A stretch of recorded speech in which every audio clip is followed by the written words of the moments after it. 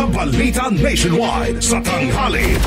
Kabrigada nagbanta, ang Iran nagaganti ito at atakihin ang mga base ng Amerika sa gitnang silangan. Ito'y kasunod ng inilunsad ng mga pag-atake ng Amerika kung saan ay dinidiin ni US President Donald Trump na obliterated ang mga nuclear facilities ng Iran. Sabi pa ni Ali Akbar Vilayat, advisor ng Ayatollah Ali Khamenei, ang anumang bansa o rehiyon na ginagamit ng Amerika ay tinuturing nilang isang target.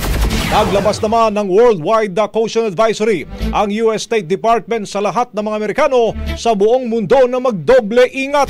Bago ito mga kabrigada, unang naglabas ng pahayag ang Department of Foreign Affairs ng Pilipinas kung saan inihikayat nito ang mga partido na idaan sa diplomasya ang pagresolba sa krisis. Ngayon na ang ikasampung araw ng giyera mula ng unang pasabugin ng Israel ang mga nuclear sites ng Iran. Bagong-bago, Brigada Balita Nation. Ang bahaging ito ay hatid sa atin ng PowerCell Soya Coffee. Masarap araw-arawin.